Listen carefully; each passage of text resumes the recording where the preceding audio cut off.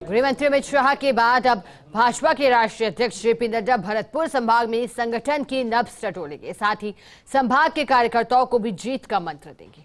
आम जनता तक प्रधानमंत्री नरेंद्र मोदी की 9 साल की उपलब्धियों का बखान भी करेंगे। इसके साथ ही भरतपुर जैसलमेर के 2 जिला कार्यालयों की सौगात भारतीय जनता पार्टी को कार्यकर्ताओं को देने के साथ बाड़मेर जिला कार्यालय का भूमि पूजन करेंगे। क्या कुछ खास रहेगा इस दौरे को लेकर, ये खास रिपोर्ट देखिए। भाजपा के राष्ट्रीय अध्यक्ष जेपी नड्डा 29 जून को भरतपुर आने का उनका कार्यक्रम है। ये कार्यक्रम इसलिए महत्वपूर्ण है क्योंकि राजस्थान भर में भाजपा की सबसे कमजोर स्थिति भरतपुर संभाग में ही है। इस पूरे संभाग में भारतीय जनता पार्टी के खाते में महज 1 सीट है, वो भी भाजपा से दामन छुड़ा चुकी है। यही कारण है कि जेपी नड्डा भरतपुर शहर में भाजपा के जिला कार्यालय का उद्घाटन और भूमि पूजन कार्यक्रम के बाद प्रबुद्ध जनों से संवाद करेंगे।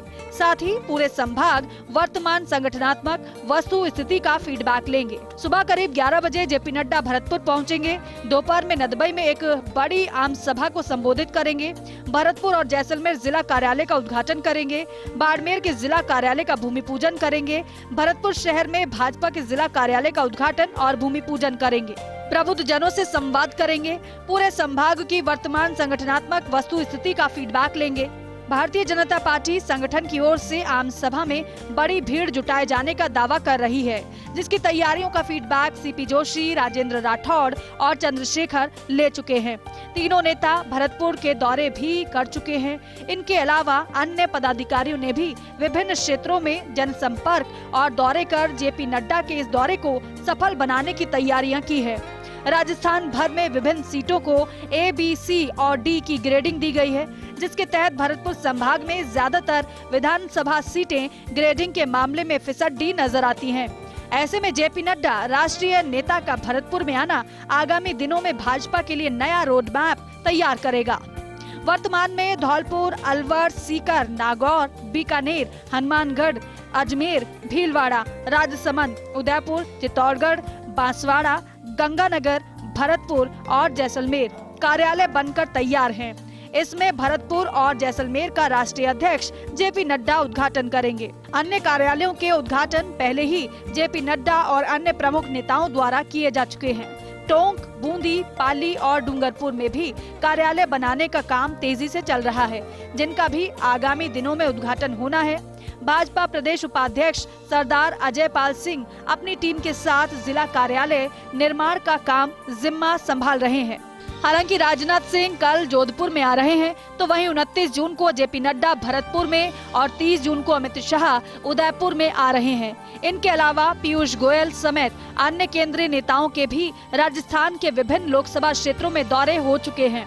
भारतीय जनता पार्टी ने केंद्रीय नेताओं के इन दौरों को केंद्रीय लोकसभा प्रवास नाम दिया है, जिनमें मुख्य रूप से फोकस केंद्र सरकार की जन कल्याणकारी नीतियों और 9 साल की उपलब्धियों पर रखा गया है।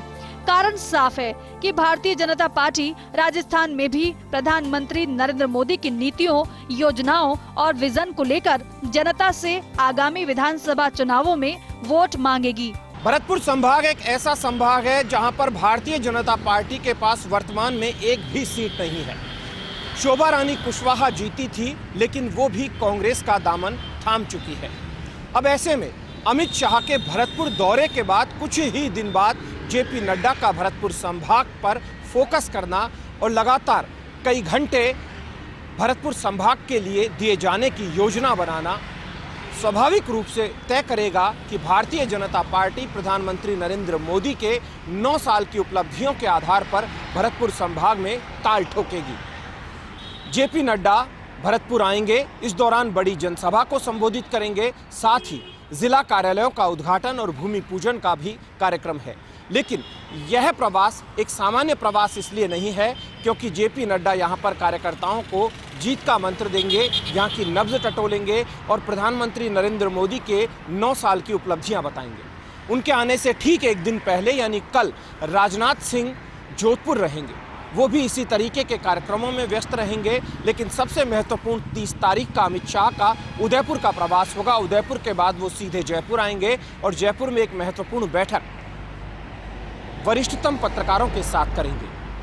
कुल मिलाकर कहा जाए तो इस महीने के एंड के साथ तमाम ये दिग्गज राजस्थान में दौरा कर लेंगे।